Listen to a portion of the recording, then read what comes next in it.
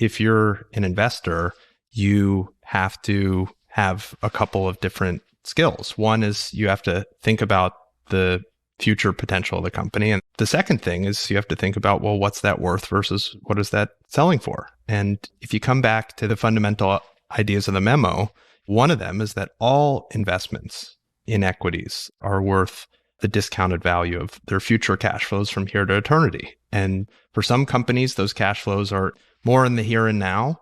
And for some companies, those cash flows are very far away, but they all go into the formula.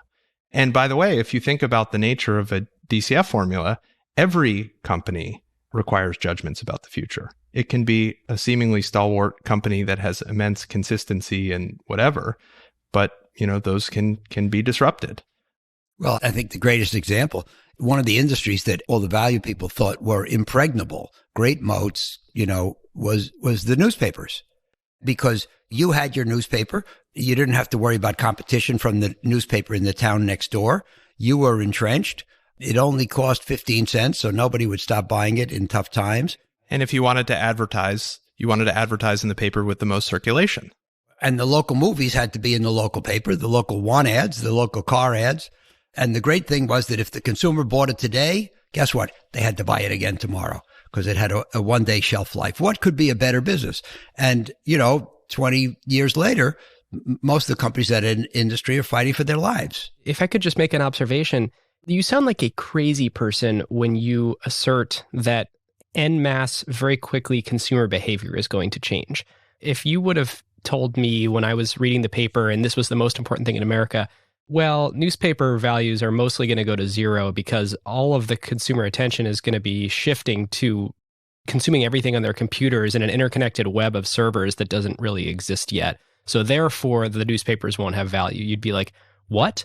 Or if you came to me 10 years ago and said, Facebook bought Instagram and they're demonstrating their ability to constantly keep all the consumer attention, but eventually, actually, this Chinese company is going to start and it's going to be short form video. Yeah, Facebook won't figure it out this time. And so all the consumer attention is going to shift. And I'd just be like, you're wrong. I just don't believe you. Yeah. Well, I mean, that's of course true. But I think the other thing that's really interesting to note is, and there are these very widely circulated charts of the speeding up of technological adoption. And so it was very possible for companies to be much, much, much more durable back then than it is today, in my opinion. I mean, if you transport yourself back to 1950 and you think about, well, how many businesses are there where I think I can say with high conviction that they'll be the same in 10 years as they are today? I think that number would probably be much, much higher than you could say today. Without understanding what management is doing to further entrench their moats or fend off competition or continuously evolve or whatever, it's very, very hard to say, well, with no minding of the ship, this business will just stay consistent. There are very few businesses that idiots can run these days. But I'll tell you to second what Andrew's saying. If you go back to my youth in the 50s, or when I was a young man in the 60s and 70s, you just didn't have the feeling that the world was changing. My thought model for the world at that time, looking back at it, is kind of a consistent backdrop, like on a stage, and the actors do their thing in front of the backdrop, but the backdrop doesn't change.